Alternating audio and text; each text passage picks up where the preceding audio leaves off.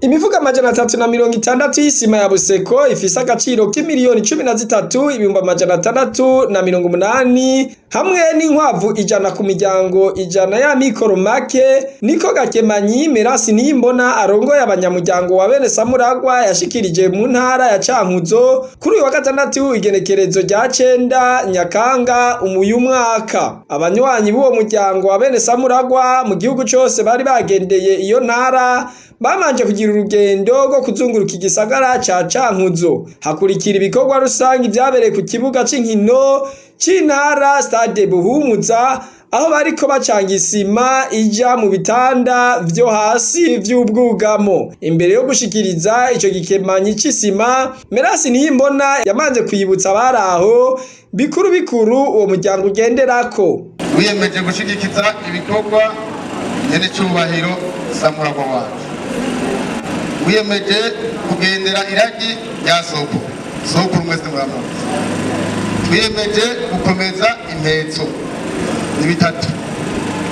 Ikirenze ico cyose sico. Si amakoperative bavuga oya. Twiyemeje ibikorwa bitatu byose. Evariste Ndayishimiye asanzwe arongoye ikigo kigenzura abamenyesha makuru n'ibinyamakuru mu Burundi CNC akaba ajejwe indero muri uwo muryango yasavye abaraho kwikeza kubona bitavye ari benshi n'igikemanyi cyuzuye naho haciye ibivumbuzi kuri WhatsApp. Yarangije abasaba kugira indero kuri WhatsApp. Babasaba abaje mwese mwikeze kubera iki ihamashi Rwanda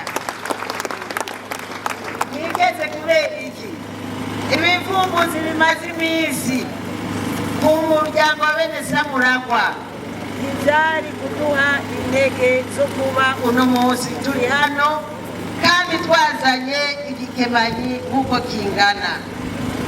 Bikunde rero vyerekane yuko harimwo abagabo umuryango wa Bene Samuragwa urimwo abagabo. Igihe cyose rero uzocana ibivumbuzi aha kuri izi mbuga z'umuryango wa Bene Samuragwa mugashisha ibivumbuzi biza bije gusambura imigabo n'imigambi twiyemeje muzoba muriko muca kubiri niyo mipangiro uko ari itatu.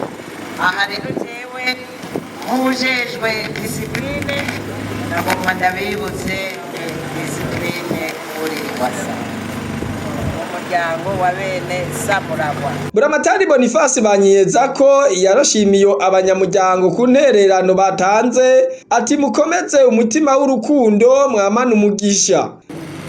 Mufise indongozi mushigikira niko rumuri. Nimwaba muri ko mukora vyiza nk'ibi turiko turabona umuntu atubashigikira yo baruwari.